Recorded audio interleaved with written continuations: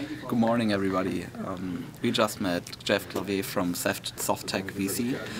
He's been an angel investor and now VC in Silicon Valley for now 11 years. When he came from France, actually being a VC before, so he was pretty into the whole topic. And he's really close to one or some of the top investors here in Silicon Valley. So he has a very wide perspective, and he almost recognizes all the interesting investments.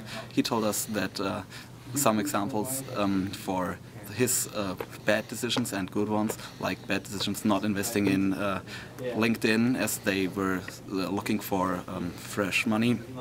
So and good examples, like now they are invested in lots of really well-going companies. It was pretty interesting. They just raised a fund for like I think 50 million, and they looking to companies that are really dedicated to big markets and to who are willing to be committed to their business for 5 to 10 years to build healthy companies, and they're not going for the short run. So I think it was pretty impressive. He's a great guy, and was a very interesting discussion. Okay, Jeff, there are a lot of attempts to rebuild the Silicon Valley in Europe, for example in Berlin or Uncollege in Denmark. What's your opinion on that? What do you think about it? So it took 40 years to build Silicon Valley. It's a unique combination of entrepreneurs, large companies which have been successful, executives who are spending their time with those startups, funding them and helping them, and then there's a ton of money around, Sand Hill Road in San Francisco.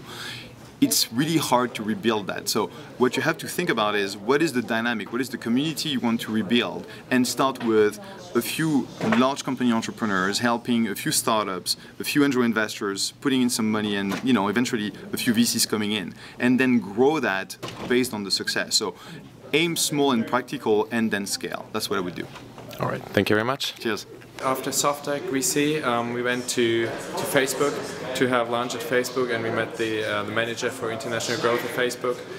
She gave us a short tour through the buildings, through the Facebook headquarters, and normally groups are not allowed in there, so it was really special meeting. Unfortunately, we weren't allowed to take any photos or videos. Best thing, we met Mark Zuckerberg, the suck, in the lobby. He just walked past us, past the group 2 times. We got a few pictures of him, and everybody was like, Mark Zuckerberg! And it was really great. Then we headed down to San Francisco. Right now we're standing here at Peter Thiel's office and had a really nice conversation with Peter Thiel, 1 hour in his office. About education, about how they invest, and what startups and what ventures they invest, and yeah. So you talked about that having a degree is not like a necessary component of being successful. Can you just explain that a little bit more?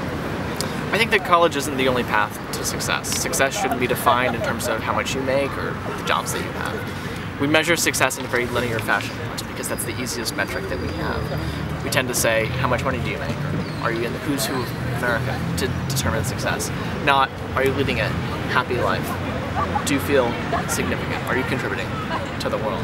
And I think those are much more important questions on Maslow's hierarchy of needs to help you achieve a greater state of bliss. All right, thank you very much. You're welcome.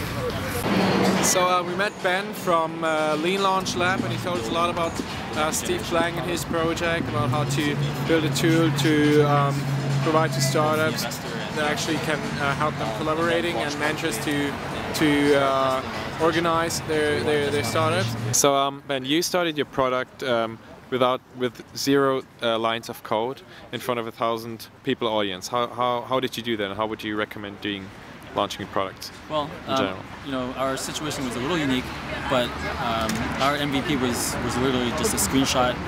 We had no lines of code, and we presented it as if the product already existed, and we ended up getting 1,000 users signed up that day. I would recommend building the minimum set of features, whether that's actually code or, in our case, just a screenshot, to maximize the amount of learnings that you can get.